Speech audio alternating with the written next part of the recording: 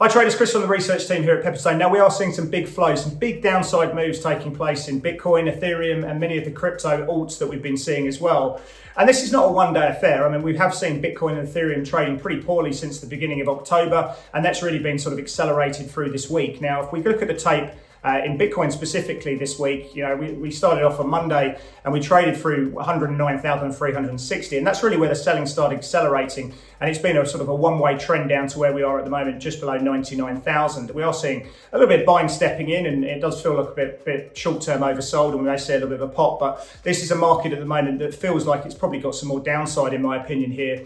Now, we have seen traders rotating into the quality in the town. We've seen that moving into AI stocks and the high growth stocks, and shunning the junkier end of town, the high leverage plays. But that now feels like it's breaking down. We've got the Nasdaq under pressure, and it feels like there's probably some further downside playing through here. But for a period of time now, we have seen high short interest stocks underperforming. ARC's been underperforming. We've seen very poor market breadth in the S&P and Nasdaq as well. And now we're starting to see cyclicals break down relative defensives, and that's where we've seen this big liquidation move in Bitcoin. And really what we've seen is that on the daily chart with Bitcoin, is once it broke that support level of 107,000, it's really been a one-way selling move. Now, what's caused this situation? Well, we have got risk aversion coming through markets. There's a whole plethora of reasons behind that. We've seen significant corporate issuance on the debt markets from some of the mega cap companies, and that's probably pulled liquidity out of other areas of the market. We've got the shutdown that continues to roll on. We've got funding issues in the funding markets, and people are talking about scarcity of reserves and various factors. We've got a Supreme Court decision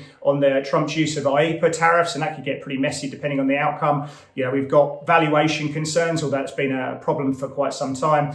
And risk just seems to be coming out of the system. There's not a lot of reasons to buy, and there's a lot of reasons to sell. And of course, you've got those mechanical flows taking place. And what we have seen there is big flow-driven moves coming through in the crypto space. Overnight, yesterday, we did see over $2 billion of liquidations taking place, 80% obviously on the long side. That's pretty punchy.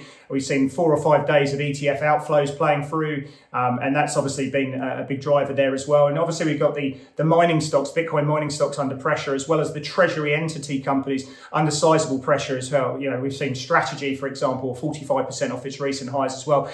Bitcoin and Ethereum are a sentiment game. They're a sentiment and liquidity beneficiary. They're a momentum driver. Momentum at the moment is the downside.